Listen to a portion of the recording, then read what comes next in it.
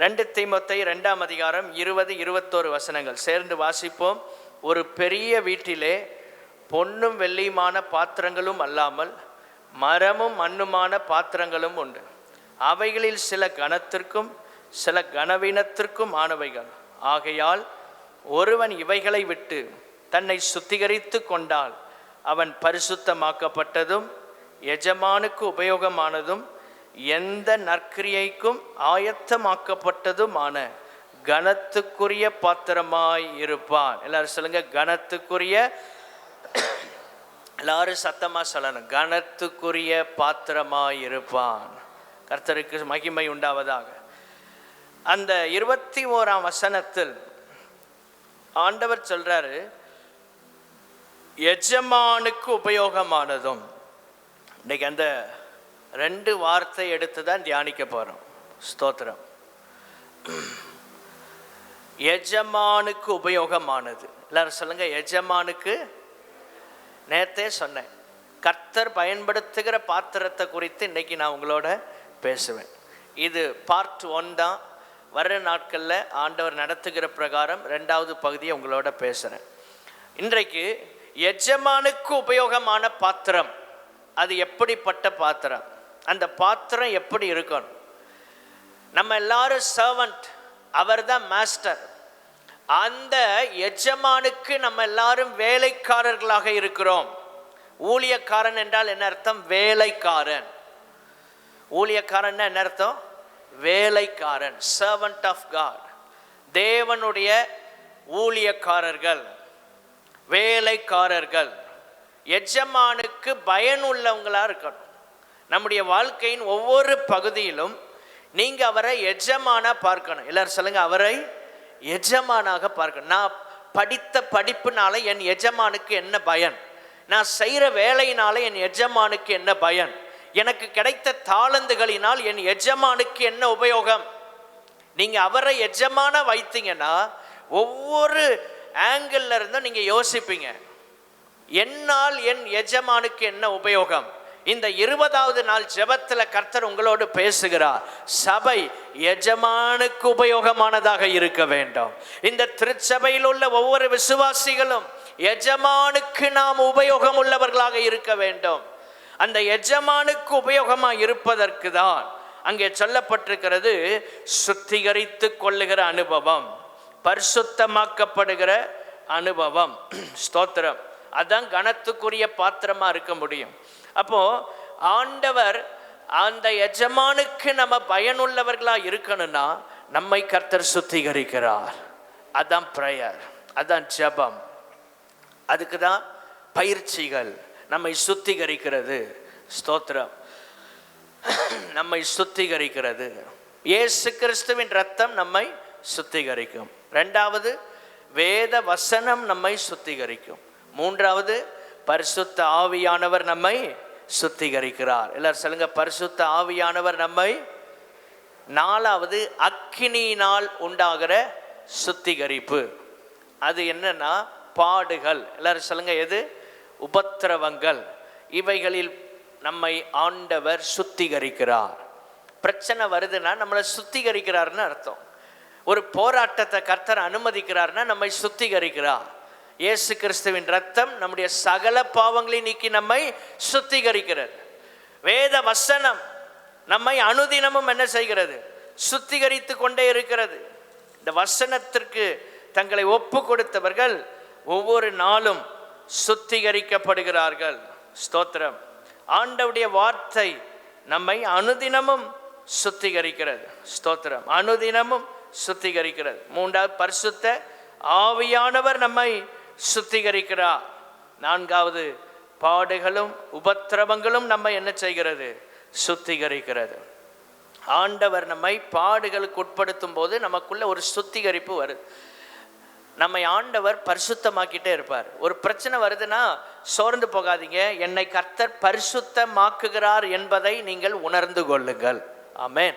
இந்த வழியாகத்தான் பரிசுத்தவான்களை ஆண்டவர் நடத்தினார். யோசேப்ப ஆண்டவர் எப்படி சுத்திகரித்தார்? பாடுகளுக்கு உட்படுத்தி சுத்திகரித்தார். ஆண்டவர் அப்படிதான் அவங்களெல்லாம் சுத்திகரிக்கிறார். தானியேலை பாடுகளுக்கு உட்படுத்தி சுத்திகரிக்கிறார்.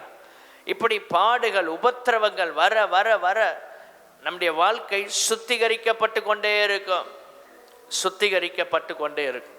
ஒவ்வொரு நாளும் இந்த சுத்திகரிப்புக்குள்ள நம்ம வரணும். ஒவ்வொரு நாளும் இந்த அனுபவம் நமக்குள்ள இல்லைன்னா ஸ்தோத்திரம், நீங்க ஆண்டவரை விட்டு தூரமா இருப்பீங்க. ஆண்டவருடைய பிள்ளைகள் என்கிற போர்வையில் இருப்போம், ஆனா ஆண்டவரை விட்டு என்ன செய்வோம்? தூரமாக இருப்போம், நாம் தள்ளி இருப்போம். இதான் நம்ம கவனிக்க வேண்டிய ஒரு விஷயம். தேவனுடைய பிள்ளைகளே, நாம் ஆண்டவரை விட்டு தூரமாக போக காரணம் என்னன்னா, சில நேரம் பாடுகள் இல்லாத வாழ்க்கையை விரும்புகிறோம். இந்த கஷ்டங்கள் எல்லாம் வர்றது நம்முடைய நன்மைக்காக நாம் எடுத்துக்கொள்ள வேண்டும் தேவனுடைய பிள்ளைகளே. ஏனென்றால் இவைகள் நமக்கு ஆசீர்வாதமாக மாறுகிறது. எல்லாரும் சொல்லுங்க, இவைகள் நமக்கு ஆசீர்வாதமாக மாறுகிறது. ஹல்லேலூயா, ஸ்தோத்திரம். அப்போ இந்த ஆசீர்வாதத்திற்கு நேராய் நடத்துகிற பாடுகளுக்கும் உபத்திரவங்களுக்கும் நம்மை அனுதினமும் ஒப்பு கொடுப்பது அவசியம். ஒப்பு கொடுப்பது அவசியம். ஸ்தோத்திரம். ஜான் பன்னியன், அவர் அந்த மோட்ச பிரயாண புத்தகத்தின் ஆசிரியர் ஜான் பன்னியன், அவர் இவ்விதமாக சொல்றார், idle man's brain is the devil's workshop. Idle man's brain is the devil's workshop. சோம்பேறியின் மனது பிசாசின் பட்டறை. சோம்பேறியினுடைய மனது பிசாசின் பட்டறை. அந்த புத்தகம் எத்தனை பேர் வாசித்திருக்கிறீங்க? யாரும் வாசிக்கல? Uncle வாசித்திருக்கிறாங்க, thank you. வேற நீங்கள் வாசிக்காதவங்க வாசிங்க, ரொம்ப முக்கியமான ஒரு புக்கு. நீங்கள் எப்படியாவது அதை வாங்கி வாசித்து பாருங்கள். ஸ்தோத்திரம். அவர் இவ்விதமாக சொல்கிறார், த பில்கிரிம்ஸ் ப்ராக்ரஸ் அப்படின்னு ஆங்கிலத்தில் அந்த புத்தகம் வருது, தமிழில் மோட்ச பிரயாணம் அப்படின்னு இருக்கும். நான் அந்த புக்கை ஃபுல்லாக வாசித்திருக்கிறேன். நீங்கள் எல்லாம் அப்படி இந்த மாதிரி சொல்லும்போது இந்த புக்ஸ் எல்லாம் எழுதி வச்சு வாசிங்க. எல்லா புக்கையும் வாசிக்காதீங்க, குழப்பமாயிரும். நிறையா அவங்களுக்கு ஏற்றபடி எழுதியிருப்பாங்க. இதெல்லாம் ரொம்ப நம்முடைய ஸ்பிரிச்சுவல் லைஃபுக்கு ரொம்ப யூஸ்ஃபுல்லாக இருக்கும். ஸ்தோத்திரம்.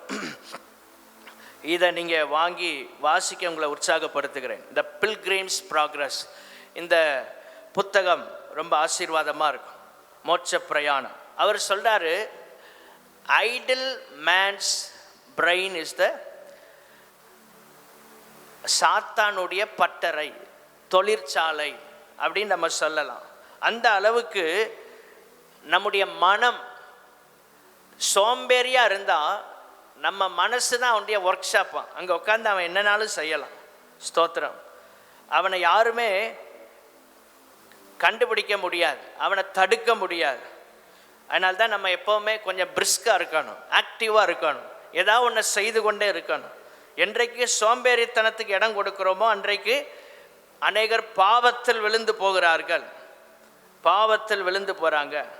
இந்த பிரச்சனை பண்ணுறவங்க, கொலைப்படியான ஆட்கள் எல்லாம் பாருங்கள், வேலையே இல்லாமல் சும்மா இருப்பாங்க. எப்போவுமே யாரையாவது குறை சொல்லிட்டு இருக்கிற ஆட்களை பாருங்கள், ஒரு ஒர்க்கும் இருக்காது, வேலையே இருக்காது. ஸ்தோத்திரம். Idle man's brain is the devil's workshop. பிசாசினுடைய ஒரு பட்டறையாக அவங்க மாறிட்டு இருப்பாங்க. அவங்க பிரெயின் அப்படி செயல்படும். ஸ்தோத்திரம். ஆனால் ஏதாவது ஒன்று செஞ்சுட்டே இருந்தால் நம்ம வாழ்க்கையில் ஒரு நாள் பின்வாங்கி போக மாட்டோம். கைகளை உயர்த்தி அல்லேலூயா சொல்லாமா? அதனால தான் பைபிளில் சோம்பேறிகளை குறித்து நிறையா சொல்லப்பட்டிருக்கு. நீங்கள் ஜெபம் பண்ணிகிட்டே இருக்கணும், ஏதாவது ஒரு மினிஸ்ட்ரி பண்ணிகிட்டே இருக்கணும். ஸ்தோத்திரம். இன்னைக்கு பகலில் ஃப்ரீயாக இருக்கிறீங்களா? சர்ச்சில் பாஸ்டர் ஏதாவது ஊழியங்கள் இருக்கா, சப்போர்ட் பண்ணுறோம், வந்துடலாம். ஒன்றுமே இல்லை, சர்ச்சில் ஜெபம் பண்ணுங்க. இது ஒரு வேலை தான், ஆண்டவருக்காக செய்கிற ஒரு மினிஸ்ட்ரி. நீங்கள் சும்மா உட்காந்து பாருங்கள், உங்கள் மூளை தேவையில்லாத சிந்திக்கும், உங்கள் மனம் தேவையில்லாத இடங்களுக்கு அலைப்பாயும். கர்த்தர் அப்படிப்பட்டவங்களை யூஸ் பண்ணவே முடியாது. நிறைய பேர் பரிசுத்தத்தை இழந்தது எதனாலன்னா சோம்பேறித்தனத்தினால. நிறைய பேர் கிருபைகளை இழந்து போனது எதனாலன்னா சும்மாவே இருந்து கிருபை இழந்துருவாங்க. இந்த ஒரு தாளந்தை வாங்கினவன் என்ன பாவம் செஞ்சான் சொல்லுங்க? ஒரு தாளந்தை வாங்கினவன் என்ன பாவம் செஞ்சான்? ஒரு பாவமும் செய்யலைங்க.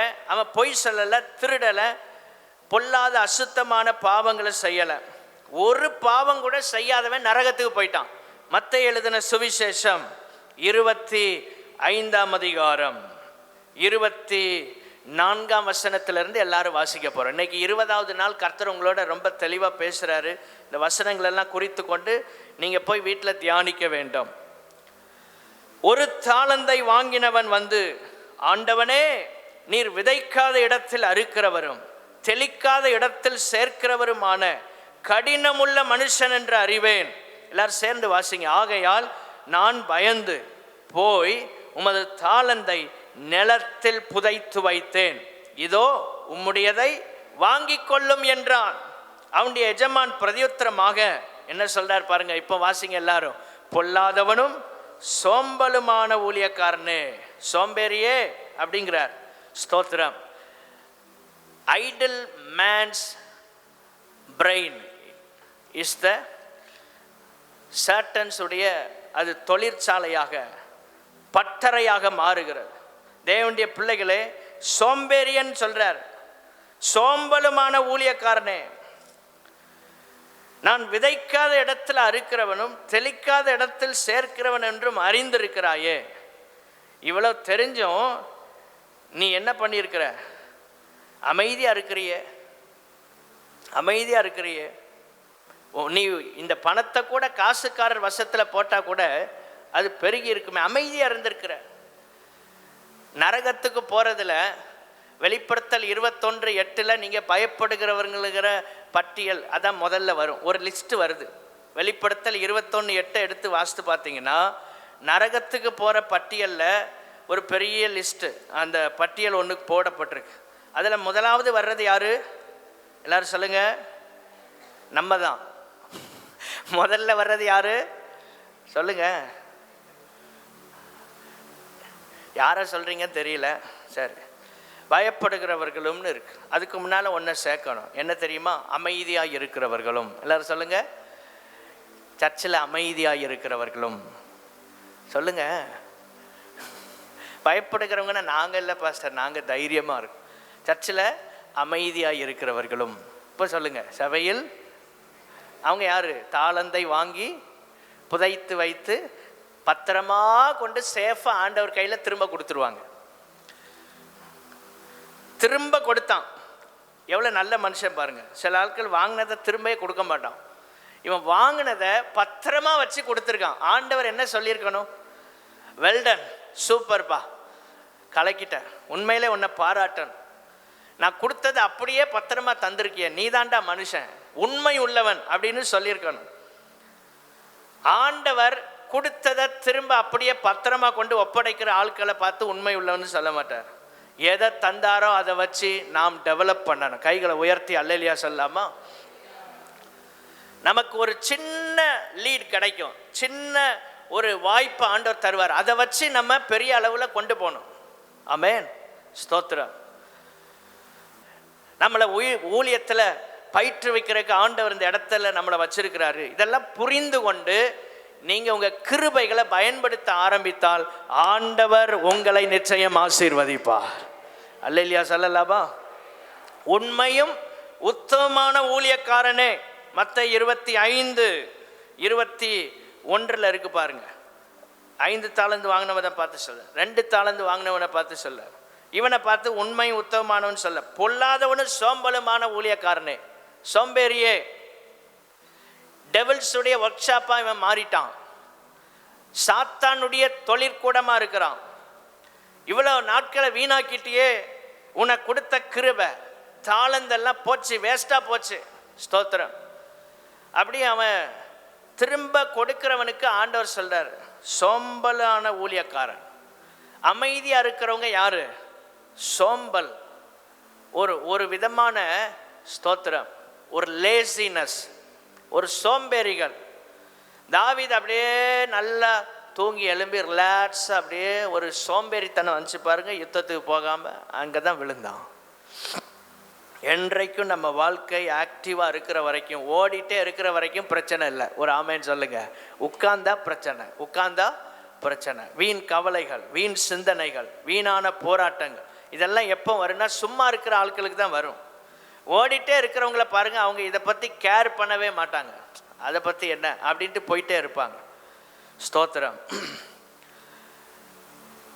ஆண்டவர் அவனுக்கு என்ன சொல்றார் தெரியுமா? மத்தேயு 25, 28, 29, 30 வசனங்களை குறித்து கொள்ளுங்கள்.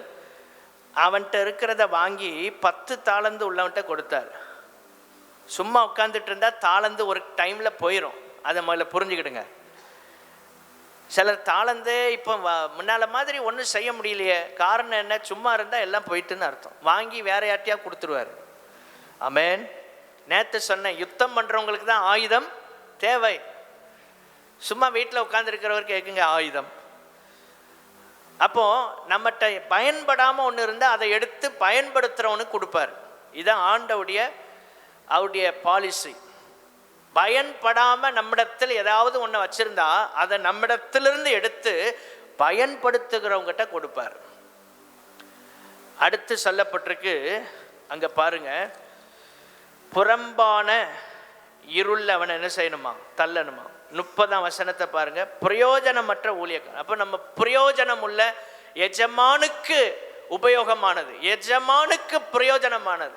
இப்போ அந்த வார்த்தை அங்கே லிங்க் ஆகுது பாருங்க. நம்ம வாஸ்த வசனம், எஜமானுக்கு பிரயோஜனம் இல்லாம இருக்கிறவங்க எங்க போவாங்க? நரகத்துக்கு போவாங்க. கைகளை உயர்த்தி அல்லேலூயா சொல்லாமா? நரகத்துக்கு போறேக்கா? ஸ்தோத்திரம். பிரயோஜனமா இருந்தால் பரலோகத்துக்கு போகலாம். ஆமென். என்னாச்சு? பிரயோஜனமா இருந்தா எங்க போகலாம்? சர்ச்சில் நம்ம யூஸ்ஃபுல்லா இருக்கணும், பயனுள்ளவர்களாக இருக்கணும். உங்களை பயன்படுத்துகிற நிலையில நீங்க இருந்தா பரலோகத்துக்கு கன்ஃபார்மா போயிடலாம். ஸ்தோத்திரம். இல்லைங்க அதெல்லாம் முடியாது, கொஞ்சம் இப்போ தான் பிரச்சனை இல்லாமல் இருக்குது அப்படின்னு நினைக்காதீங்க. உள்ளவன் எவனோ அவனுக்கு கொடுக்கப்படும், அவன் பரிபூர்ணமும் அடைவான். இல்லாதவனிடத்திலிருந்து உள்ளதும் பயன்படுத்தாதவன்கிட்ட இருந்து இருக்கிறதையும் எடுத்துருவார். பிரயோஜனமற்ற ஊழியக்காரனுக்கு எந்த இடம்? அழுகையும் பற்கடிப்பும் உண்டாயிருக்கும். புறம்பான இருள், அதான் அந்த பாதாளம், நரகத்தை குறித்து சொல்லப்பட்டிருக்கு. அங்க அழுகையும் பற்கடிப்பும் இருக்குமா? ஸ்தோத்திரம். அந்த அளவுக்கு உள்ள போய் கோபம். வாங்கினதை ஒழுங்கா பயன்படுத்தி இருக்கலாம். தேவனுடைய பிள்ளைகளே, இன்னைக்கு உலகத்தில் உள்ளவங்களை பாருங்க, தாளந்துகளை பெரிய பெரிய மேடைகளில் பயன்படுத்தி சாத்தானுடைய ராஜ்யத்துக்கு நேரம் ஒரு பெருங்கூட்டத்தை இழுக்கிறாங்க. திறமை உள்ளவங்க, தாளந்து உள்ளவங்க உலகத்தில் கிடக்கிறாங்க. ஆனால் தேவனுடைய சபையில் இருக்கிற தாளந்து உள்ளவர்கள் அமைதியாக இருக்கிறோம். இன்னைக்கு ஆண்டவர் நம்மை பார்த்து சொல்கிறார், எனக்கு என்ன தாளந்து இருக்கிறதோ அதை நான் பயன்படுத்த எனக்கு கிருபை தாரும் ஆண்டவர். அல்லேலூயா சொல்லலாமா? எனக்கு என்ன தாளந்து இருக்கோ அதை நான் யூஸ் பண்ணணும். நீங்களாம் வாலண்டியராக சொல்கிற அளவுக்கு ஆண்டவர் உங்களை பலப்படுத்தணும். நீங்கள் ஆண்டவருக்குள்ளே வளரணும். எனக்கு இந்த தாளந்து இருக்கு, என்ன ஊழியத்தில் பயன்படுத்துங்க. நிறைய ஊழியருக்கு பயன்படுத்தலாம். தேவனுடைய பிள்ளைகளே, அப்படிப்பட்ட நிலையில் கர்த்தர் உங்களை பயன்படுத்த விரும்புகிறார். எஜமானுக்கு உபயோகமான பாத்திரம். இப்போ உபயோகமாக இருக்கிறவங்க தான் அவங்க செயல்படுவார்கள். அவங்க சோம்பேறித்தனம் இல்லாமல் இருப்பாங்க. சோம்பேறிகளை கர்த்தர் பயன்படுத்த முடியாது. எல்லாரும் சொல்லுங்க, சோம்பேறிகளை கர்த்தர் பயன்படுத்த முடியாது. ஸ்தோத்திரம். எப்போ பார்த்தாலும் உறங்கிட்டு ஆக்டிவாக இருக்கணும். எவ்வளோ டயர்டாக இருந்தாலும் உங்கள் ஃபேஸ் அப்படி பிரைட்டாக இருக்கணும். ஆமென். சிலர் இப்போ 8 மணி நேரம் தூங்கிட்டு வந்தாலும் அப்படியே உட்காந்து அப்படியே சொக்கிட்டே இருக்கும். 8 hours தூங்கியிருப்பாங்க, நல்ல டீப் ஸ்லீப் இருக்கும். ஆனாலும் அப்படியே ஸ்லோவாக அப்படியே அவங்க சோம்பேறித்தனம். அப்போ நம்ம வாழ்க்கையில் ஏதாவது ஒன்று சாதிக்கணும் அப்படின்னா நம்ம ஆக்டிவாக இருக்கணும், சுறுசுறுப்புள்ளவங்களாக இருக்கணும். எறும்பை போல, அதுதான் ஆண்டவர் சொல்ல, எறும்பினிடத்தில் போய் என்ன செய், கற்றுக்கொள். சாலமோன் செயல்படுற வரைக்கும் நல்லா இருந்தான். நீங்க பைபிளை வாசித்து பாருங்க. முதல் 7 வருஷத்துல ஆலயத்தை கட்டி முடித்தான். அடுத்து அவன் எதை கட்டி முடிக்கிறான்? அரண்மனையை கட்டி முடிக்கிறான். இதெல்லாம் கட்டி முடிக்கிற வரைக்கும் அவன் ரொம்ப நல்லா தான் இருந்தான். ஆனால் எப்போ அமைதியாக இருந்தான்? யுத்தம் இல்லாமல் எல்லாமே சுமூகமாக, எல்லாமே ஸ்தோத்திரம் சுமூகமான போது தான் அவன் என்ன செஞ்சான்? கோட்டை விட்டான். அவன் வந்து மிஸ் பண்ணுறான், கோலை மிஸ் பண்ணுறான். எப்பொழுது மிஸ் பண்ணுறான்? ஸ்தோத்திரம். தேவனுடைய பிள்ளைகளே, அவன் அமைதியாக இருந்த நாட்கள்ல தாவீது ஸ்தோத்திரம் எப்போ அமைதியாக இருந்தானோ அந்த டைமில் விழுந்துட்டான். இந்த பாடத்தை சாலமோன் படிக்காமல் போய் அவனுக்கு யுத்தமே இல்லை. அவன் நாட்களில் பட்டயத்துக்கு வேலை இல்லை, எல்லாமே அப்படி அமைதியாக இருக்கு. நீங்கள் ரொம்ப கவனமாக இருக்க வேண்டிய நேரம் எப்போ தெரியுமா? பிரச்சனையான டைமில் இல்லை, சமாதானமான நாட்களில் தான் ரொம்ப கேர்ஃபுல்லாக இருக்கணும்.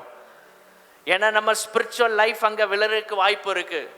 யுத்தம் பிரச்சனை வந்துட்டே இருக்குன்னா பிரச்சனையே இல்லை, நம்ம கர்த்தருக்குள்ள உறுதியாக இருப்போம், கர்த்தர் நமக்கு ஒரு வழியை திறந்து கொண்டே இருப்பார். அதுக்குன்னு யுத்தத்தை விரும்ப சொல்லலை. சமாதானமான நாட்களில் நீங்கள் ஏதாவது ஒன்றை கர்த்தருக்காக செய்து கொண்டு இருக்க வேண்டும். அல்லேலூயா. அது ஆண்டவுடைய விருப்பம், ஆண்டவுடைய ஏக்கம். ஸ்தோத்திரம். அரண்மனையை கட்டினா, ஆலயத்தை கட்டினா, அதுக்கப்புறம் பாருங்க ஒன்றும் பெருசாக செய்யலை. 40 வருஷம் அரசாட்சியில் அமைதி ஆயிட்டான். அமைதியானோன்னு என்ன நடந்தது? வீழ்ச்சி வந்தது.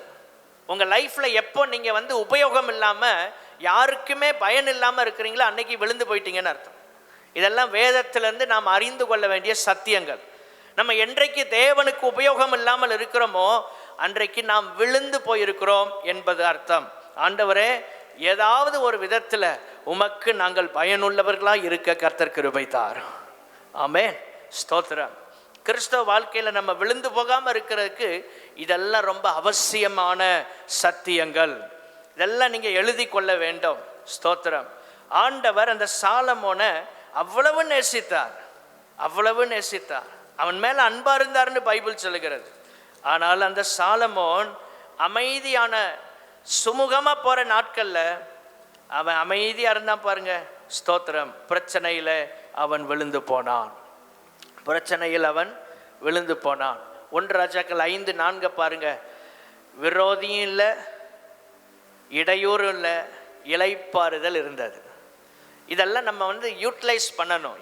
நம்ம வந்து இந்த மாதிரி காலங்களை பிரயோஜனப்படுத்தி கொள்ளணும். இப்படி ஒரு சமாதானமான காலம் இருக்கா, நம்ம சந்தோஷப்பட்டு கர்த்தருக்கு உண்மையாக இருக்கணும்.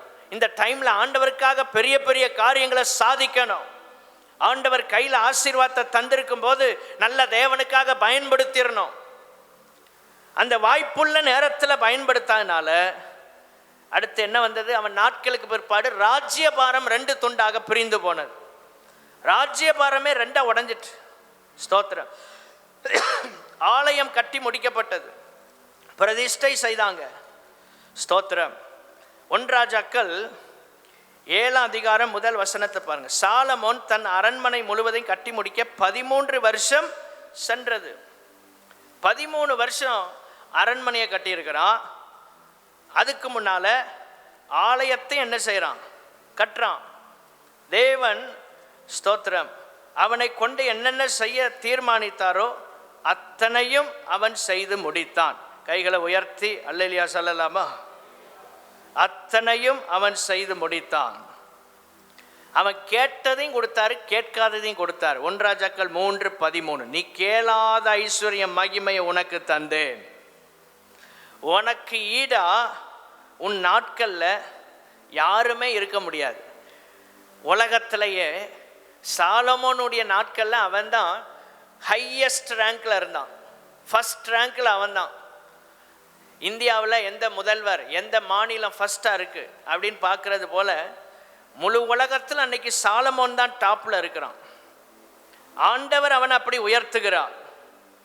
நீ விரும்புகிறத கேள். 1 ராஜாக்கள் 3:5. அவன் அவ்வளவு தூரம் நேசித்தார், அவ்வளவு தூரம் நேசித்தார். நீ விரும்புகிற எதனாலும் கேளுப்பா, உனக்கு நான் தர்றேன். ஸ்தோத்திரம். உனக்கு நான் தர்றேன். அவன் ஆண்டவரையே ஆச்சரியப்படுத்திட்டான். அந்த சாலமோனுடைய பிரேயர் தான் தேவனையே ஆச்சரியப்பட வைத்தது. அதனால தான் நீ கேட்காததையும் தர்றேன்ட்டார். நீங்க பண்ற ஜெபம் ஆண்டவரையே ஆச்சரியப்படுத்தணும்.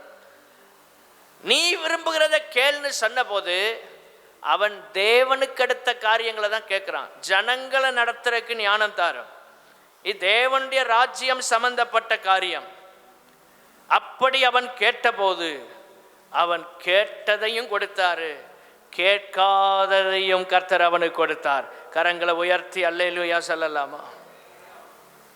கேட்காததையும் ஆண்டவர் அவனுக்கு கொடுக்கிறார்.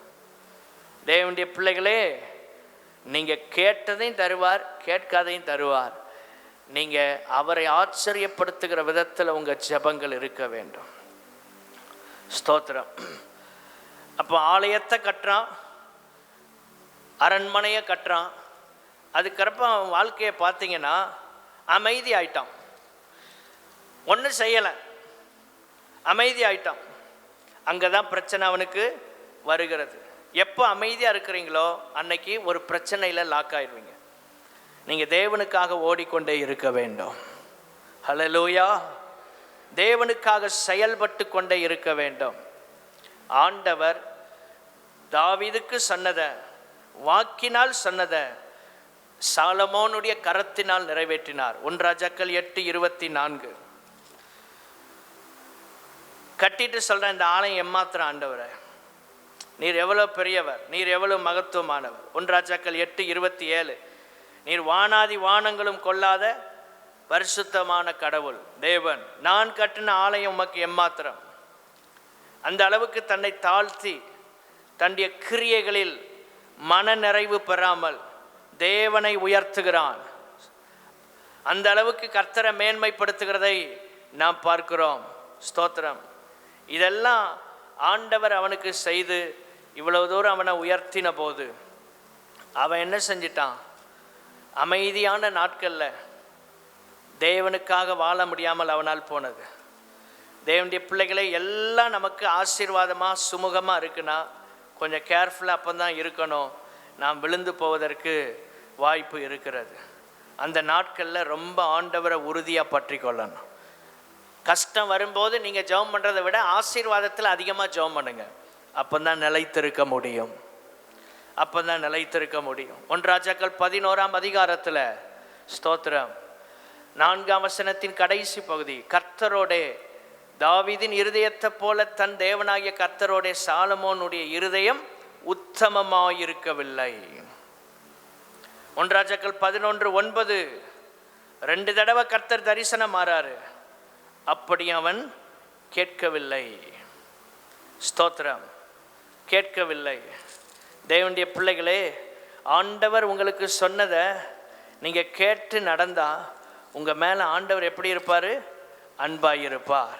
உங்கள் மேலே ஆண்டவர் மிகவும் அக்கறையுள்ள தேவனாக இருப்பார். பைபிளில் ஒரு வசனம், அருமையான வசனம் சொல்லப்பட்டிருக்கிறது. ஸ்தோத்திரம். 2 சாமுவேல் 12:24.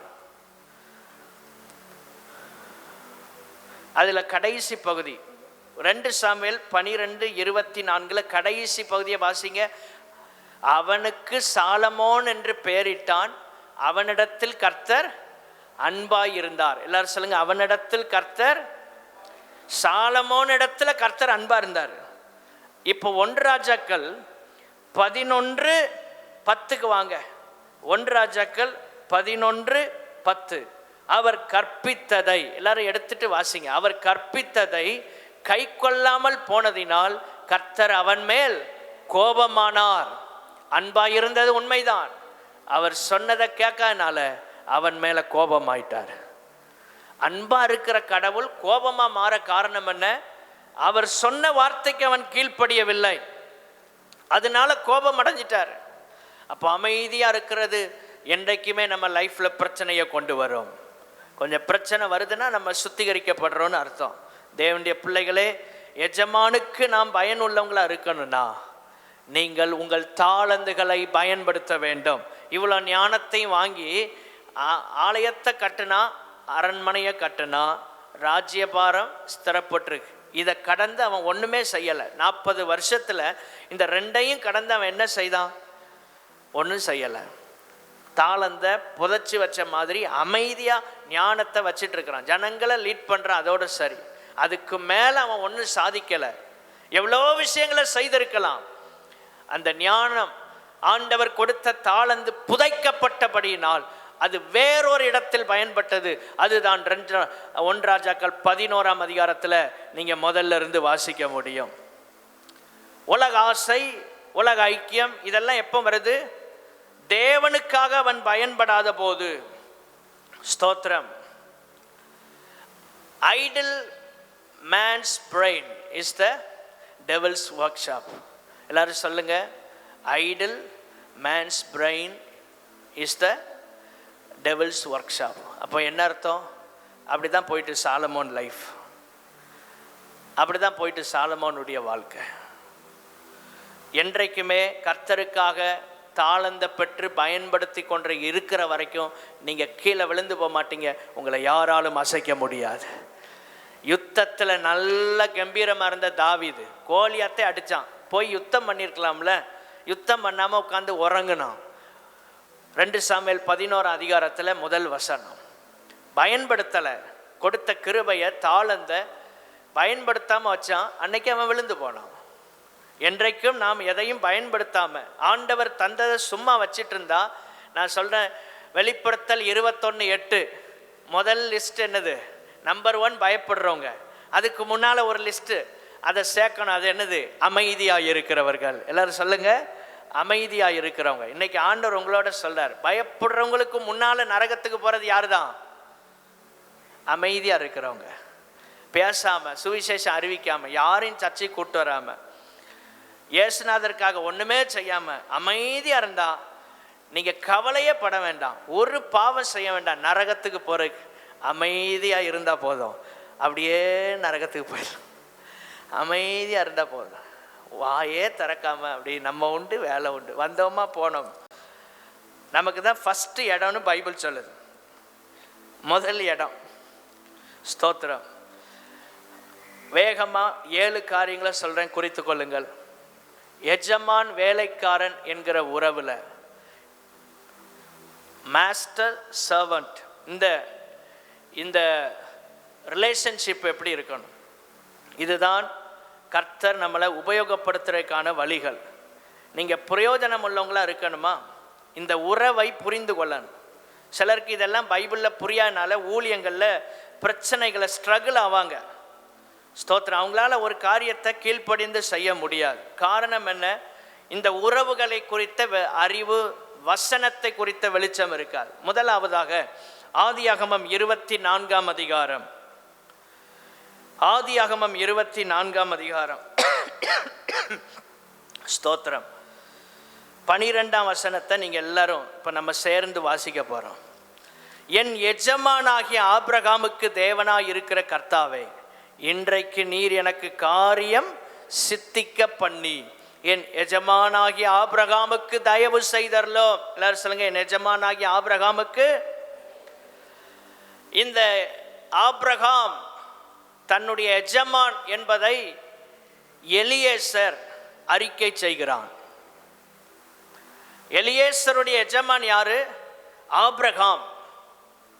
இந்த ஆபிரகாம், நல்லா கவனிங்க, ஆதியாகமம் 24ஆம் அதிகாரம் 4ஆம் வசனத்தில் இவனுக்கு ஒரு டியூட்டி, ஒரு ஒர்க், ஒரு வேலை கொடுக்கப்படுகிறது. கொடுத்து அனுப்புகிறான்.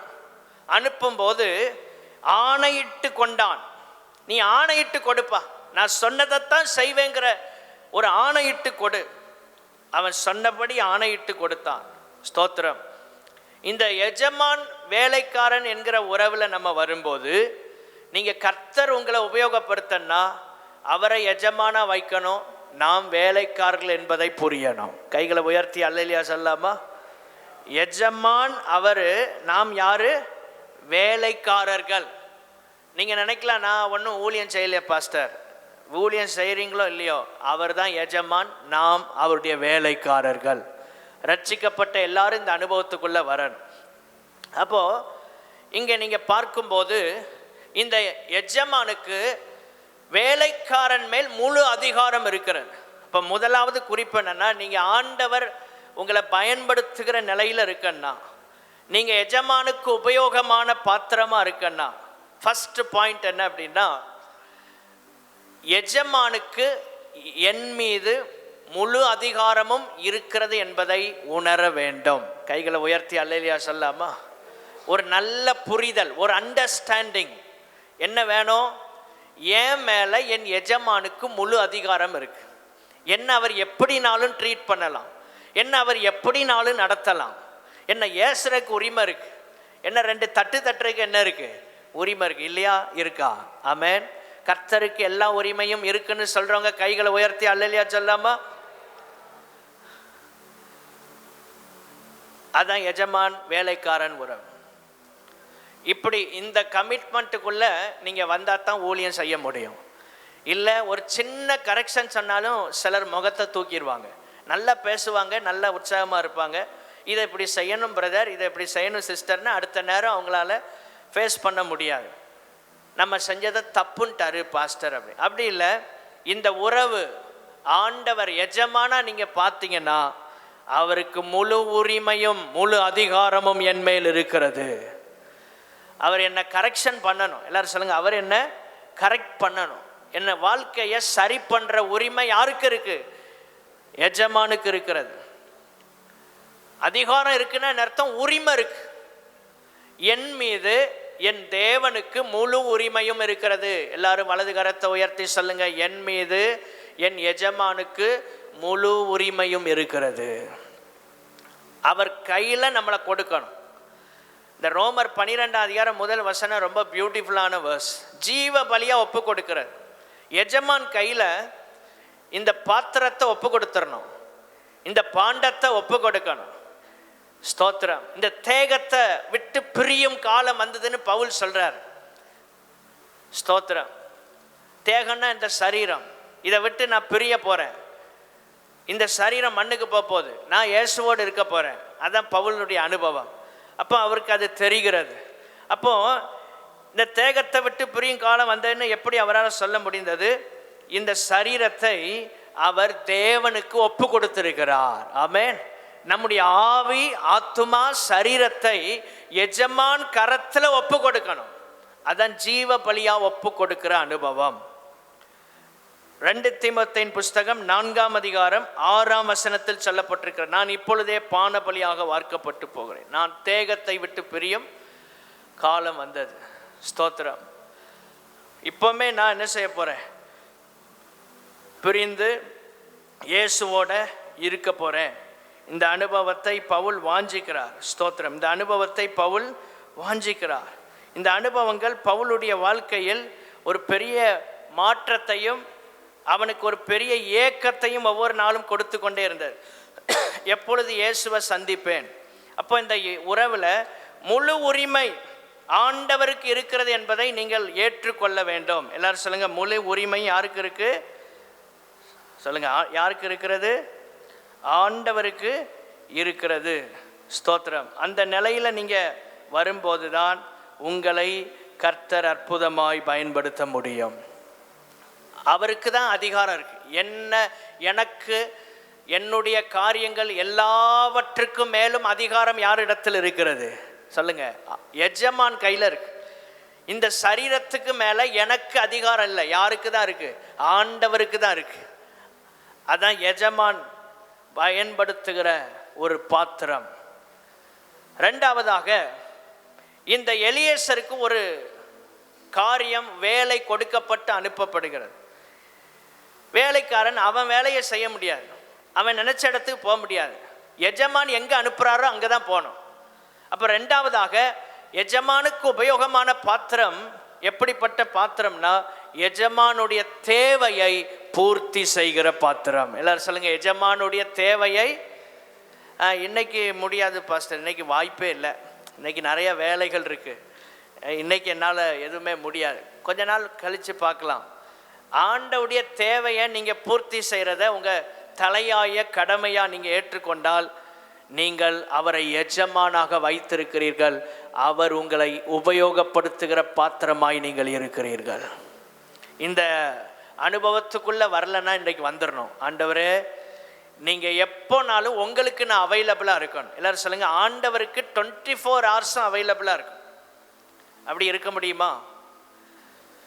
அதுக்குன்னு அவர் தினமும் உங்களை நடுராத்திரி எழுப்பி ஊழியம் செய்யணும் சொல்ல போகிறாரு அப்படிலாம் சொல்ல மாட்டார். எப்பெல்லாம் அவருக்கு என்னென்ன செய்யணும்னு தேவையோ அப்பொழுது அவருடைய வார்த்தைக்கு நாம் கீழ்ப்படிய வேண்டும். கைகளை உயர்த்தி அல்லேலூயா சொல்லாமா? எல்லாத்தையும் செஞ்சுட்டு செகண்டரியாக தான் நம்ம ஆண்டவருடைய காரியத்தை வைப்போம். எஜமானா நீங்கள் அவரை வச்சிங்கன்னா, உங்களை ஆண்டவர் பயன்படுத்த நினச்சிங்கன்னா, ஆண்டவர் சொல்கிற வேலையை அப்படியே செய்து முடிக்கணும். ஆமென். எலியேசர் ஆபிரகாம் சொன்ன வார்த்தையை அப்படியே செய்தான். அவர் தேவையை பூர்த்தி செய்கிறான். அவர்கிட்ட போய், ஐயா உங்கள் பையனுக்கு பொண்ணு பார்க்குறதுக்கு என்னை ஐயா அனுப்புறாரு, நீர் போய் பாருங்கய்யா, நான் உங்களுக்கு சப்போர்ட்டாக வர்றேன். இன்னைக்கு நிறைய நேரம் நம்ம அவங்கள செய்ய வச்சா அவங்க நம்மளை நீங்கள் செய்யுங்க பாஸ்டர்பாங்க. தேவனுடைய பிள்ளைகளை, எஜமான் ஆபிரகாம் எலியேசரை அனுப்புகிறான், நீ போயா நான் சொல்கிறபடி செய். அப்போ இந்த வேலைக்காரனாகி எலியேசருக்கு வேற டாஸ்கே கிடையாது. ஒன்றே ஒன்று தான், எஜமான் தேவையை பூர்த்தி செய்யணும், எஜமான் சொன்னதை செய்து முடிக்கணும். இதுதான் மைண்டில் இருக்கணும். ஆண்டவருக்காக நம்ம ஊழியம் செய்கிறவங்க எப்படி இருக்க வேண்டும் என்றால், தேவனுடைய எஜமானுடைய தேவையை பூர்த்தி செய்கிறவங்களா இருக்கணும். போகிற இடத்துல நமக்கு ஏதாவது தேவையை பூர்த்தி செய்யலாமான்னு பார்க்கக்கூடாது. எஜமானுக்கு என்ன தேவை, இந்த கமிட்மெண்ட் உள்ளவங்கள தான் கர்த்தர் யூஸ் பண்ணுவார். ஒரு அல்லேலூயா சொல்லலாமா? எனி டைம் நம்ம எல்லாம் அவைலபிள் தான் ஊழியக்காரங்க. ஸ்தோத்திரம். ஆண்டவர் அப்படி தான் கற்றுக் கொடுத்துருக்கிறார். எங்கேயாவது மீட்டிங்கில் இருந்தால் தான் ஃபோன் எடுக்க மாட்டேன், மற்றபடி நடுராத்திரி அடித்தாலும் என் ஃபோன் ஆனில் தான் இருக்கும். ஏன் சொல்கிறேன் அப்படின்னா, ஆண்டவர் நமக்கு கொடுத்த ஸ்தானத்தில் நாம் அவருக்கு உபயோகமானவர்களாக இருக்க வேண்டும். அவருக்கு உபயோகமானவங்களாக இருக்கணும். நான் ஒரு வேளை எங்கேயாவது எடுக்க முடியாத சூழ்நிலை அப்படின்னா திரும்ப கூப்பிடுவேன். சிலர் அதே வார்த்தை, நம்ம அடித்து பாஸ்ட் எடுக்கலை, அவர் அடித்து நம்மையும் எடுக்கணும். நீங்கள் எல்லாம் நல்ல ஆட்கள் அப்படின்னு நினைக்க மாட்டீங்க. சொல்கிறேன், அவர் ரொம்ப இப்போது பெரிய ஆள் ஆகிட்டார், இன்னும் நம்மெல்லாம் அடித்து எடுக்க மாட்டார். அப்படி இல்லை, ஏதாவது கூட்டங்களில் இருந்தால் எடுக்க வாய்ப்பு இருக்காது. சில நேரம் எடுக்க முடியாத சூழ்நிலைகள் இருக்கும். டிரைவிங்கில் இருப்பேன், ஏதாவது ஒரு காரியம் இருக்கும். 4 பேர் இருக்கிற ஃபேமிலியை நீங்கள் ரன் பண்ணுறீங்க, 300 பேர் 350 பேர் இருக்கிற சபையை நடத்தணும். சில பொறுப்புகளும் ஸ்தாபனத்தில் இருக்குது, செய்யணும்னா அது கொஞ்சம் கஷ்டம்தான். சில காரியங்களை நினச்ச நேரம் செய்ய முடியாது. ஆனால் நீங்கள் புரிந்து கொள்வீர்கள். கர்த்தருக்கு ஸ்தோத்திரம். அப்போ எஜமானுடைய தேவையை பூர்த்தி செய்யணும். ஆண்டவர் உங்களுக்கு ஒரு வாய்ப்பு தரார். திடீர்னு ஒரு அவசரம், உங்களுக்கு கால் பண்ணுறோம், நீங்கள் இதை செய்யணும் அப்படின்னு. உங்களால் எத்தனை பேர் அதை செய்கிறதுக்கு ஆயத்தமாக இருப்பீங்க? அதான் எஜமானுடைய தேவையை பூர்த்தி செய்கிற அனுபவம். அவங்கள தான் கர்த்தர் யூஸ் பண்ணுவார். யாரை ஊழியத்தில் பயன்படுத்துவார் தெரியுமா? அவைலபிளாக இருக்கிறவங்கள, ஆயத்தமாக இருக்கிறவங்கள, அவருக்கென்று தங்களை அர்ப்பணித்தவர்களை. இல்லை இதெல்லாம் செய்வேன், இதெல்லாம் செய்ய முடியாது ஆண்டவரே, அப்படி ஆட்களை ரொம்ப யூஸ் பண்ண மாட்டார். ஆண்டவர். ஆண்டவரே நீர் என்ன சொன்னாலும் அதுக்குன்னு ஆண்டவர் நம்மளால் முடியாது, ஒரு 20 கிலோ வெயிட்டை தூக்கிட்டு வான்னு சொல்ல மாட்டார். அதை தூக்க முடிந்தவங்ககிட்ட அதை சொல்வார்.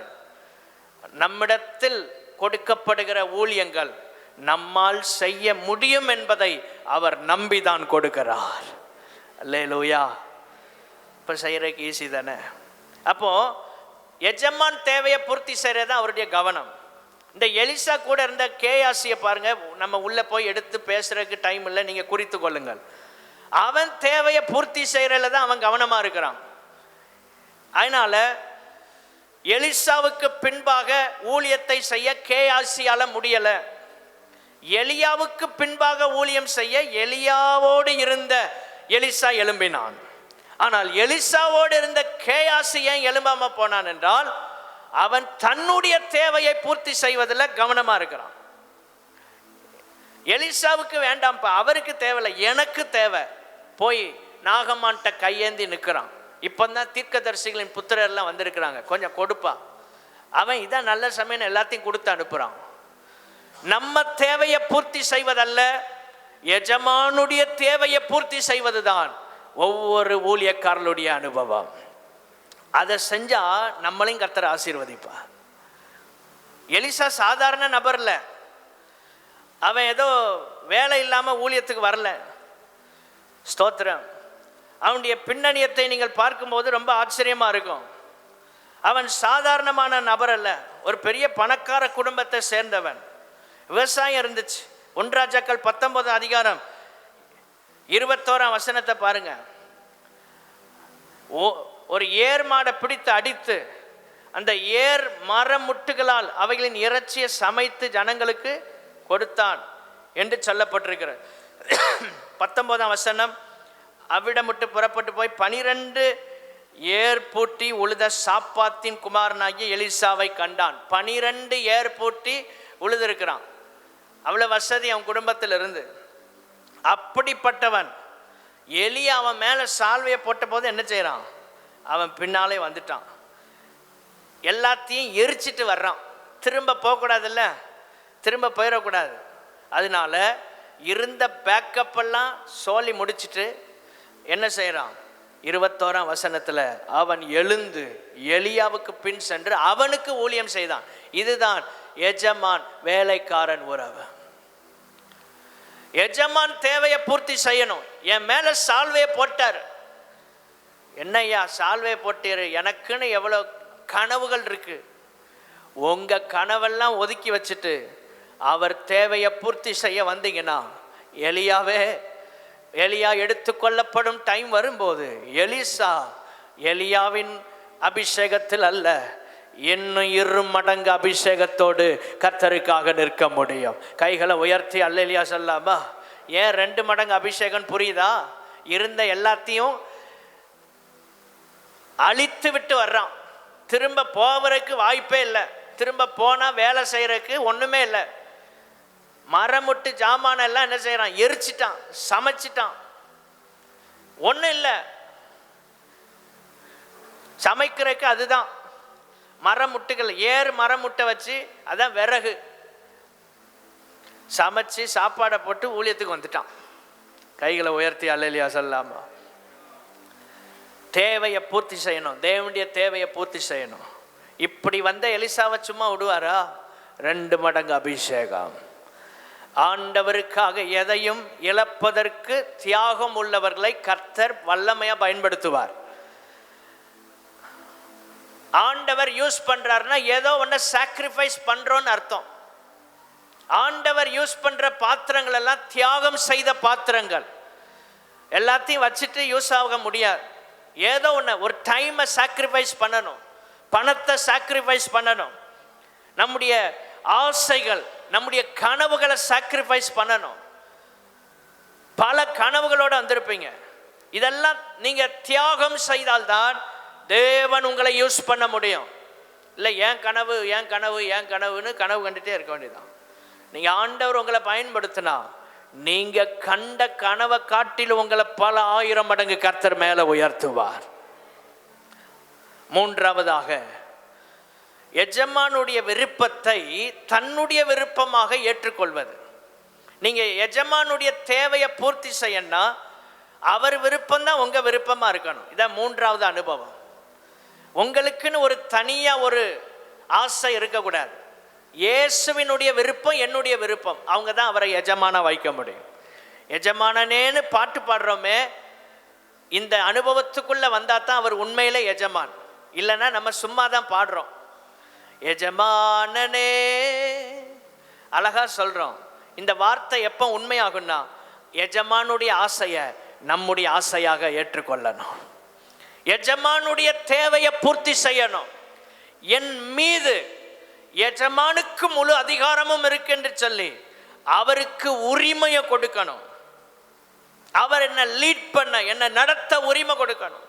இந்த அனுபவங்கள் வந்தா தான் அவரை எஜமானனே அப்படின்னு பார்க்கும்போது அவர் திரும்ப பார்ப்பாரு. இல்லை நம்ம மாட்டு சொல்லிட்டே இருக்க வேண்டியதான். தேவனுடைய பிள்ளைகளே, ஆண்டவரை எஜமானா பாருங்க. அவர் விருப்பம் தான் என் விருப்பம். எனக்குன்னு ஒரு தனி விருப்பம் கிடையாது. வேலைக்காரனுக்கு என்று ஒரு தனி விருப்பம் கிடையாது. அப்போ வேலை செய்ய முடியாது. எஜமான் எதை விரும்புகிறாரோ அதை தான் விரும்பணும். கைகளை உயர்த்தி அல்லேலூயா சொல்லாமா? இந்த அனுபவத்துக்குள்ள வாங்க. இப்படி சபை வரணும். அவரை எஜமானா பார்க்கணும், அவரை எஜமானா வைக்கணும். ஸ்தோத்திரம். 4வது, எஜமான் மீது நம்முடைய ஃபோக்கஸ், நம்முடைய கவனம் இருக்கணும். அவர் என்ன சொல்கிறார், அவர் எங்கே போகிறார், எஜமானை ஃபாலோ பண்ணும். எஜமான் மீது நம்முடைய ஃபோக்கஸ் இருக்கணும். உங்கள் கவனம் அவர் மேலே இருக்கணும். சிலருக்கு அப்பப்போ ஞாயிற்றுக்கிழமை தான் எஜமான் மேலே ஃபோக்கஸ் வருது. திங்கக்கிழமையிலேருந்து ஃபோக்கஸ் எங்கே போயிடுது, வேற எங்கேயாவது போயிடுது. கவனமே இல்லை, ஆண்டவுடைய ராஜ்யத்தை குறித்து கவனமே இல்லை. இன்னைக்கு சர்ச்சில் என்ன மீட்டிங் யாருக்கு தெரியும்? 21 நாள் ஜபம், இது எத்தனாவது நாள் ஜபம், அதெல்லாம் எங்களுக்கு தெரியாதுங்க. ஃபோக்கஸ் எங்கே இருக்குது? உங்கள் ஃபோக்கஸ் தேவன் மேலே இருக்கணும், எஜமான் மேலே, எஜமான் தர்ற வேலையின் மேலே, எஜமான் கொடுக்குற கிருபைகள் மேலே உங்கள் ஃபோக்கஸ் இருக்கணும். அவர் என்ன தந்திருக்கிறாரு, என்ன செய்யணும். எஜமான் தங்கி இருக்கிற தேவனுடைய சபை மீது உங்கள் ஃபோக்கஸ் இருக்கணும். எஜமான் இந்த சபையில் இருக்கிறார். சாலமோன் சொல்றார், எப்பொழுதும் உம்முடைய கண்கள் இங்கே இருப்பதாக, உம்முடைய செவிகள் திறந்திருப்பதாக. ஆண்டவருடைய ஆலயத்தில், தேவ சபையில் தேவன் எழுந்தருளி இருக்கிறார். இன்னைக்கு சர்ச்சில் என்ன நடக்கும், வீட்டில் இருந்தாலும் உங்கள் ஃபோக்கஸ் அப்படி இருக்கணும். இன்னைக்கு ஏதாவது ஜெபம் நடக்குமோ, 82ஆம் சங்கீதம் முதல் வசனம், தேவ சபையிலே தேவன் எழுந்தருளி இருக்கிறார். இன்னைக்கு என்ன ஊழியம் நடக்கும், பாஸ்டர் இன்னைக்கு எங்கே ஊழியம் செஞ்சுட்டு இருப்பார், இன்னைக்கு எங்கே அவருக்கு பிரசங்கம், கேட்கலாம், தப்பு இல்லை. பாஸ்டர் இன்னைக்கு எங்கே ஊழியம், உங்களுக்கு இன்னைக்கு எங்கே ஊழியத்துக்கு போனீங்க, உங்கள் ஊழியம் எப்படி இருந்து, கேட்குறதுனால ஒன்றும் தப்பு இல்லை. நான் சந்தோஷப்படுவேன். நீங்கள் விசாரிக்கிறது எனக்கு சந்தோஷம்தான். சிலர், அவர் எங்கே போய் ஒளிஞ்சா நமக்கு என்னப்பா, நம்ம இன்னைக்கு காலையில் என்ன சாப்பாடு வைக்கணும், இதுதான் பெரிய டாஸ்காக இருக்கும். நம்ம வீட்டை நம்ம பார்ப்போம். ஞாயிற்றுக்கிழமை தான் பாஸ்டர் ஞாபகமே வரும், ஞாயிற்றுக்கிழமை தான் சர்ச்சு ஞாபகமே வரும். சிலருக்கு ஞாயிற்றுக்கிழமை தான் பைபிளே ஞாபகத்துக்கு வரும். பைபிள் எங்கே இருக்குப்பா தேடு. சிலர் பைபிளை சர்ச்சிலே விட்டுட்டு போயிடுவாங்க. அதை திரும்ப ஒரு வேளை மறந்து வச்சுட்டு போகிறது வேற, அதை ஒரு வாரம் கழித்து தான் தேடுறாங்க பாருங்க. அதுதான் எப்படின்னே தெரியலை.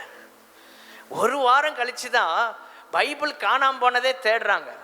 ஸ்தோத்திரம். ஏன்? ஆண்டவுடைய அவர் மேலே விருப்பம் இல்லை, அவருடைய விருப்பம் நம்ம விருப்பமாக மாறணும். நம்ம அவர் மேலே ஃபோக்கஸ்டாக இருக்கணும், அவர் மேலே கவனம் செலுத்துங்க. இயேசு தான் எனக்கு முக்கியம். இந்த ஆதியாகமம் 24ஆம் அதிகாரத்தில் 19 தடவை எஜமான் என்கிற வார்த்தை வருகிறது. நான் உட்கார்ந்து நோட் பண்ணேன் ஒவ்வொன்றா. 19 தடவை, 19 டைம்ஸ், 19 முறை தன் எஜமானாகிய, என் எஜமான், இப்படியே வந்துட்டே இருக்கும். என் எஜமானிடத்துக்கு போக, என் எஜமானாகிய, என் எஜமானுடைய, என் எஜமான், எஜமானுக்கு, எஜமானாகிய, எஜமானுடைய, இப்படி வருது பாருங்க. 19 தடவை வருது. ஏன் எலியேசர் ஆபிரகாம் அனுப்புனான்னு இப்போ தெரியுதா? எஜமானுக்கு உபயோகமான ஒரு பாத்திரம். அல்லேலூயா.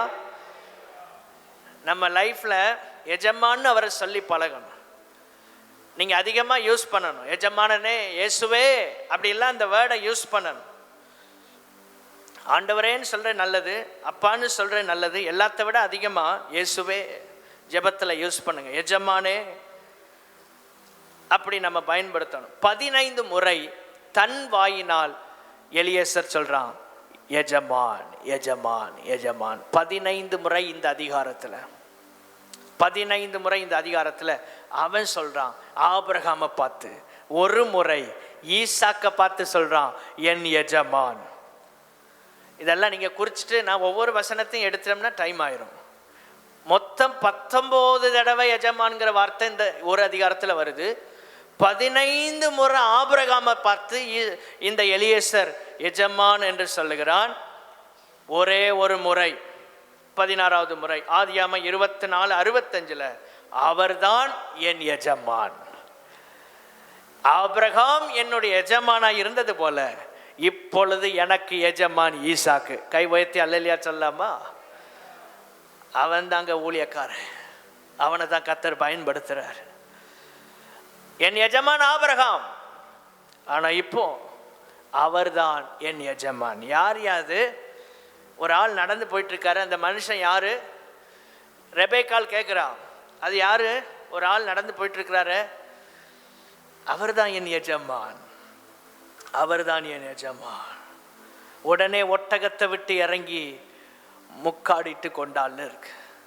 தேவனுடைய பிள்ளைகளே, எஜமான காண்பிக்க வேண்டிய இடத்துல காண்பிக்கிற விதத்துல சபையாகிய நம்ம எஜமான காண்பித்தார் இந்த தேசம் ஒட்டகம் என்கிற மேன்மையை விட்டு கீழே இறங்கி இயேசு வண்டை வரும். எத்தனை பேர் விசுவாசிக்கிறீங்க? சத்தமே இல்லை. அல்லேலூயா. அவர்தான் என் எஜமான். சொல்லுங்க, பக்கத்து வீட்டில் இருக்கிறவங்க சொல்லுங்க, இவர்தான் என் எஜமான். உங்க குடும்ப ஆசீர்வாதமா இருக்கு, இவ்வளவு கஷ்டத்திலையும் மீண்டு வர்றீங்க, எப்படி? அவர் எங்க எஜமானா இருக்கிறார். இயேசு எங்களுடைய எஜமான். அவர் தான் சொன்ன கீழே இறங்கிட்டான். தேவனுடைய பிள்ளைகளே, கந்தாக என்பவளுக்கு மந்திரியா இருந்தவன் ரதத்தை விட்டு கீழே இறங்கினான். ரெபெக்காள் ஒட்டகத்தை விட்டு கீழே இறங்குறா. எனக்கு எவ்வளவு மேன்மை, எவ்வளவு சுகம், எவ்வளவு ஆசீர்வாதம், எவ்வளவு படிப்பு, எவ்வளவு அந்தஸ்து இருந்தாலும் எஜமானுக்கு முன்னால கீழே இறங்க கர்த்தர் கிருபை தருவாராக. கைகளை உயர்த்தி அல்லேலூயா சொல்லுங்க. கீழே இறங்கி வரணும்னா நீங்க தான் எஜமான காண்பிக்கணும். ஈசாக் என் எஜமான் என்று எலியேசர் காண்பித்து கொடுக்கிறான். எலியேசர் காண்பித்து கொடுக்கிறான். அவன் தாங்க போக்கஸ்டா இருக்கிறான் எஜமான் மேல. அப்படி இருக்கணும். எஜமான தேசத்துக்கு காண்பிக்கணும். எஜமான தேசத்துக்கு காண்பிக்கணும். ஐந்தாவது ஆதியாகமம் 24:59 அப்படி அவர்கள் தங்கள் சகோதரியாகிய ரெபெக்காளையும் அவள் தாதியையும் ஆபிரகாமின் ஊழியக்காரனையும் அவன் மனிதனை அனுப்பிவித்து, எலியேசர் என்கிற பெயர் வரல, ஆபிரகாமின் ஊழியக்காரன் அப்படின்னு அர்த்தம். ஐந்தாவது, கர்த்தர் உபயோகப்படுத்துகிற பாத்திரமா, எஜமானுக்கு உபயோகமான பாத்திரமா இருக்கன்னா தனக்கென்று நமக்கென்று ஒரு தனி அடையாளம் இல்லாமல் இருக்க வேண்டும். நமக்குன்னு ஒரு அடையாளம் இல்லை, எஜமான் தான் நம்முடைய அடையாளம். என்னுடைய ஐடென்டிட்டி கர்த்தராகிய இயேசு கிறிஸ்து. கைகளை உயர்த்தி அல்லேலூயா சொல்லாமா? என் படிப்பு எனக்கு அடையாளம் இல்லை, ஆண்டவர் தான் என்னுடைய அடையாளம். என் அந்தஸ்து, நான் வகிக்கிற பதவிகள் என்னுடைய அடையாளம் அல்ல, எஜமான் தான் என்னுடைய அடையாளம். அல்லேலூயா. எவ்வளவு மேன்மையான பதவியில் இருந்தாலும் சர்ச்சுக்குள்ள வரும்போது நம்ம எல்லாரும் கிறிஸ்துவுக்கு முன்பாக நாம் ஒன்றாக இருக்கிறோம். வெளியில நம்ம பெரிய அந்தஸ்துல இருந்தாலும் சர்ச்சுக்குள்ள ஏழை பணக்காரன் வித்தியாசம் இல்லை, படித்தவங்க படிக்காதவங்க வித்தியாசம் இல்லை, உயர்ந்தவங்க தாழ்ந்தவங்க வித்தியாசம் இல்லை, எல்லாரும் கிறிஸ்து இயேசுவுக்குள் நாம் ஒன்றாக இருக்கிறோம். கைகளை உயர்த்தி அல்லேலூயா சொல்லலாமா? இங்க ஆண்டவருக்கு வேண்டப்பட்டவங்க வேண்டப்படாதவங்க அப்படிலாம் கிடையாது. இவங்க ஆண்டவருக்கு நெருக்கமானவங்க, இவங்க ஆண்டவருக்கு சொந்தக்காரங்க, இவங்க சொந்தக்காரங்க இல்லை, இவங்க இயேசுநாதரோடு நடந்தவங்க அப்படிலாம் ஒன்றுமே கிடையாது. இயேசுவோடு இருந்த யோவான் அவருக்கு ரிலேட்டிவ் தான். ஆனால் பாருங்க, 12 சீஷர்களில் 3 பேர், யோவான் மாத்திரம் இல்லை, அதில் பேதுருவும் யாக்கோவும் இருந்தாங்க. கை உயர்த்தி அல்லேலூயா சொல்லுங்க. பேதுருவும் இருக்கிறான். தேவனுடைய பிள்ளைகளே, ஆண்டவர் நம்மை ஒன்று போல பார்க்கிறார். அல்லேலூயா சொல்லலாமா? அல்லேலூயா சொல்லலாமா? நான் இவ்வளோ பெரிய ஆள் எனக்கு தெரியும் அப்படியெல்லாம் சிலர் சொல்வாங்க. இவ்வளோ இந்த அதிகாரி எங்களுக்கு ரிலேஷன் அப்படிம்பாங்க. வேண்டாம். இந்த அரசியல்வாதி எங்களுக்கு ரிலேஷன், இவர் பெரிய சூப்பரண்டன்ட், இவர் பெரிய பாஸ்டருங்க, எங்களுக்கு அவர் ரிலேட்டிவ். வேண்டாம் வேண்டாம், நம்ம எஜமான ஆண்டவர் தான். அல்லேலூயா சொல்லலாமா? இதெல்லாம் வச்சு என்ன செய்ய போகிறோம்? நம்ம சொல்கிறோம் இவ்வளோ பெரிய பாஸ்டர், அவர் பெரிய இவாஞ்சலிஸ்ட், அவங்கெல்லாம் எங்கள் ரிலேஷன். அவங்க சொல்லுவாங்களா நம்மளை? இல்லை இல்லை இல்லை, வேண்டாம். அப்படி ஒரு புகழ், அப்படி ஒரு பெயர் வேண்டாம். நமக்குன்னு ஒரு மரியாதை. நான் என்றைக்குமே அப்படி தான் சொல்வேன், எனக்குன்னு ஒரு மரியாதை இருக்கணும், அந்த மரியாதையில் வாழணும். கை உயர்த்தி அல்லேலூயா சொல்லுங்க. வேறு மரியாதைகளெல்லாம் எடுத்துகிட்டு போகக்கூடாது. நான் இன்னாருடைய இதிலேருந்து வர்றேன் அப்படிலாம் ஒரு மரியாதை வாங்கக்கூடாது. தேவனுடைய பிள்ளைகளே, ஆண்டவர் நம்மை கனம் பண்ண வேண்டும். அதுதான் உண்மையான மரியாதை. ஸ்தோத்திரம். ஆமென். இன்றைக்கு ஆண்டவர் என்னை பயன்படுத்துகிறார்னா, ஒன்று, ஆண்டவர் எனக்கு ஆவிக்குரிய தகப்பன அந்த பாஸ்டர் பாலஸ் அவர்கள், அவங்க என்னை உருவாக்குனாங்க, கற்றுக் கொடுத்தாங்க. அவங்க கீழே இருந்தால் உருவாகி வந்தேன். அது ஒரு 50%. அடுத்து என்னுடைய பார்ட் ஒரு 50% இருக்கு. இன்னைக்கு பெரிய ஊழியக்காரங்களோட இருக்கிற எல்லாருமே பயன்படுறது இல்லை. அடுத்து அவங்களுடைய கிரியைகள், அவங்க அதுக்கு ஆயத்தமாக இருந்து அவங்க அதை செய்கிறக்கு எலிஜிபிளாக இருந்தால் தான் அடுத்து 50% ஓட முடியும். கை உயர்த்தி அல்லையா சொல்லாமா? இது ஒரு 50%. நல்ல பேஸ்மெண்ட் அஸ்திபாரம் வந்து தாத்தா போட்டு கொடுத்தது தான். இந்த அஸ்திபாரம் 50%. இதை வச்சே நான் ஒரு இடத்துலையும் போய் நான் இன்னாருடைய பேரன் அப்படின்னா ஒருத்தரும் மதிக்க மாட்டான். அதுக்கு என்னம்பா, சரி ஓகே, அப்போ அதை வச்சு நம்ம மேலே போக முடியாது. சிலர் நினைப்பாங்க அவர் பேரங்கிறனால வந்துட்டார். அப்படி இல்லை, அடுத்து ஒரு 50% நம்ம கையில் இருக்குது. அதை நம்ம சக்ஸஸ்ஃபுல்லாக இந்த சைடை நிறைவேற்றினால் கர்த்தர் நம்மளை யூஸ் பண்ணுவார். கை உயர்த்தி அல்லையா சொல்லுங்க. அரசியல்வாதி பெரிய சிஎம் வீட்டில் பிறக்கிற எல்லா பிள்ளைகளும் சிஎம் ஆகுதா? இல்லையே. உழைப்பு பிரயாசம்னு ஒன்று இருக்குது. அது மாதிரி நமக்கு முற்பிதாக்கள் சில ஆசீர்வாதங்கள் இருக்கிற நல்லது. அந்த நேம்லாம் ரொம்ப ஆசீர்வாதம். இந்த இடத்துல இருந்து போகிறோம் அப்படின்னாலே ஒரு பிளெஸ்ஸிங். ஆனால் இதை வைத்து மட்டும் நம்மால் ஊழியம் செய்ய முடியாது. நாம் அடுத்து ஒரு 50% பிரயாசப்படணும். எத்தனை பேர் விசுவாசிக்கிறீங்க? தகப்பன் தோண்டின நீரூற்றிலேயே வாழலை ஈசாக்கு. அதையும் திரும்ப தோண்டினா புதுசா நீரூற்றுகளை ஈசாக்கு தோண்டுகிறான். அப்போ இது ஒரு 50%. அவங்ககிட்ட உருவாக்கப்பட்ட விதம், கற்றுக்கொண்டது, பயிற்றுவித்தாங்க. கடினமாக பயிற்சிகள் கொடுக்கப்பட்டிருக்கு. எவ்வளோ இக்கட்டிலையும் நிற்கிறதுக்கு பலன் உண்டு. இதெல்லாம் ஒரு ட்ரைனிங். இது ஒரு 50%. இதை வச்சு மட்டும் நம்ம சாதிக்க முடியாது. அடுத்த 50% நம்ம ஓடணும். கை வைத்து ஆமேன்னு சொல்லுங்க. அடுத்த 50% நம்ம செயல்பட்டாதான் சாதிக்க முடியும். சில இடங்களில் போகிற இடங்களில் பேசுறதுக்கு வாய்ப்பு கொடுக்குறாங்க.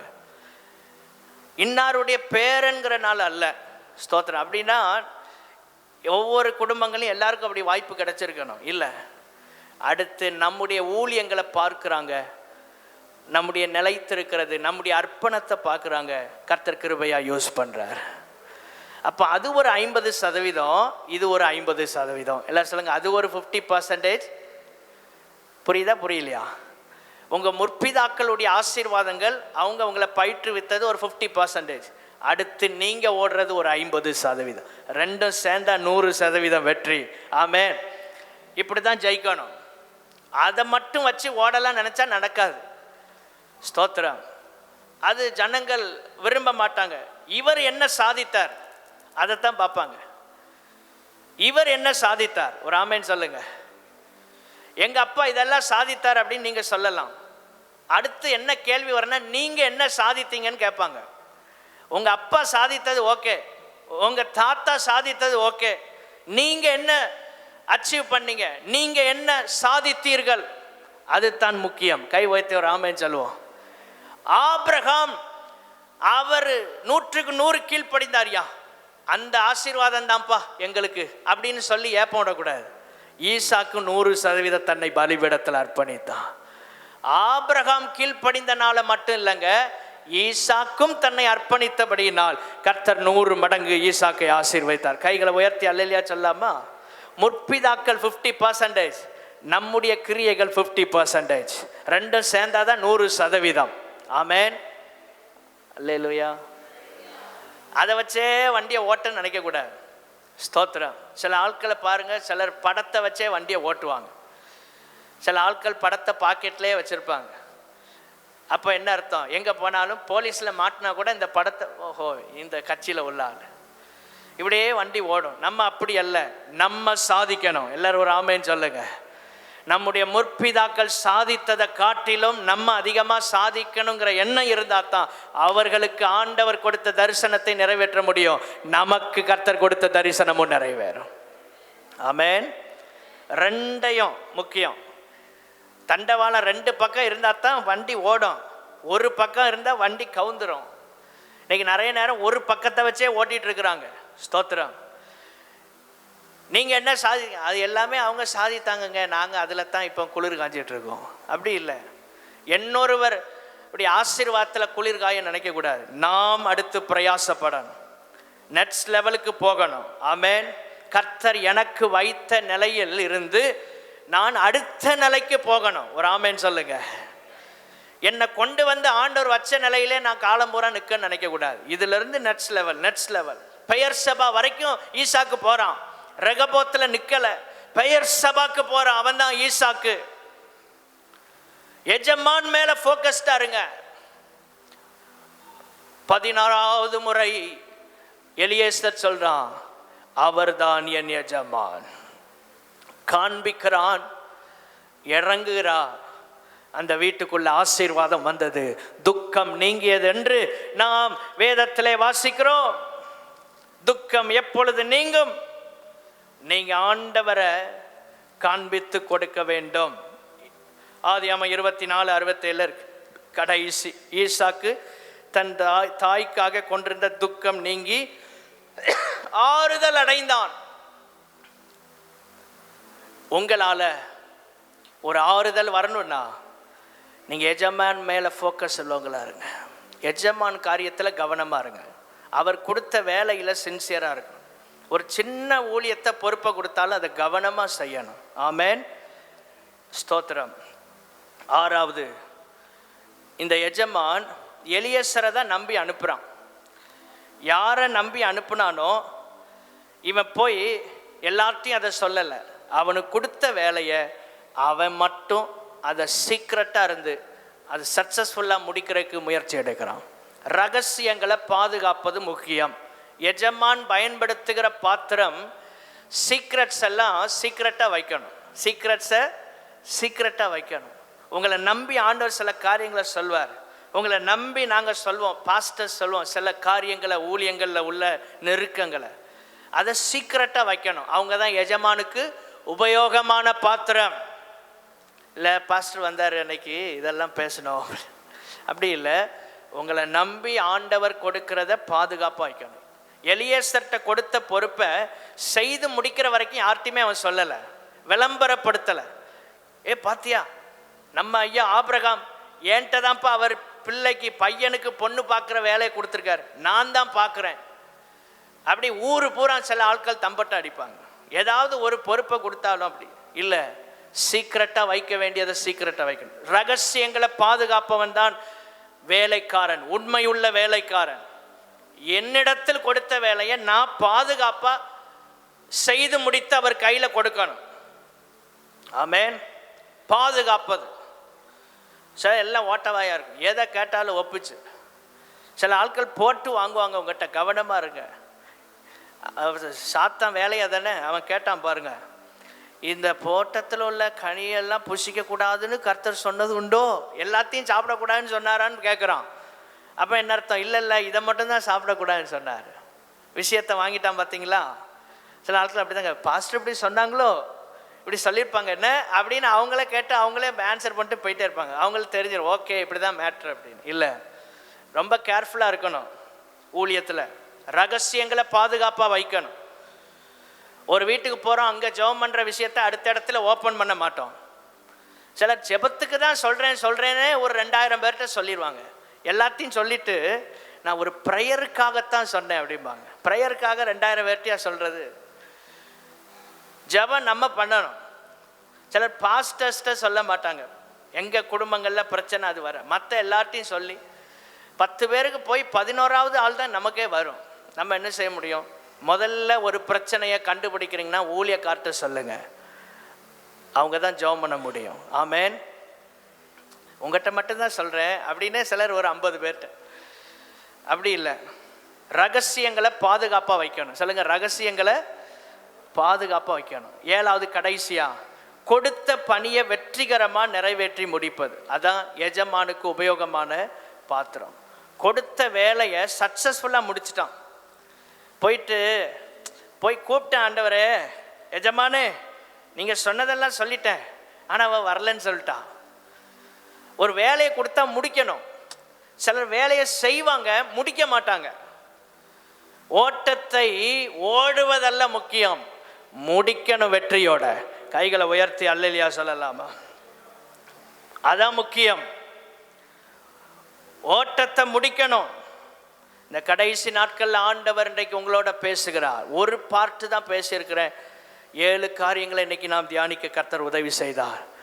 எஜமானுக்கு உபயோகமான பாத்திரம் எப்படி இருக்குன்னா, கொடுத்த வேலையை செய்து முடிக்கணும். எல்லாரும் சொல்லுங்க, கொடுத்த வேலையை அது செஞ்சங்க, செய்யத்தான் ஆரம்பித்தேன், ஆனால் முடியலை. அப்படி இல்லை, முடிச்சுட்டு தான் வரணும். எலியேசர் வெற்றிகரமாக வந்தான், போன வேலையை முடிச்சு கையோட ரெபெக்காளை கூட்டிகிட்டு வந்துட்டான். அவன் தான் உண்மை உள்ள ஊழியக்காரன். அல்லேலூயா சொல்லலாமா? அவனைத்தான் அதிகாரியாக வச்சிருந்தாராம். ஆதியாகமம் 24ஆம் அதிகாரம் 2ஆம் வசனத்தில் இருக்கு. அதிகாரி அவன் தான். ஒரு நல்ல அட்மினிஸ்ட்ரேட்டராக இருக்கிறான், ஒரு ஆஃபீஸராக வச்சிருக்கிறான், வீட்டில் எல்லாத்துக்கும் மேலே அவனை அதிகாரியாக வச்சிருக்கிறான். யாருன்னா கொடுத்த வேலையை உண்மையாக செய்து முடிக்கிறவன். இருக்கிற இடத்தில் எழுந்து நின்று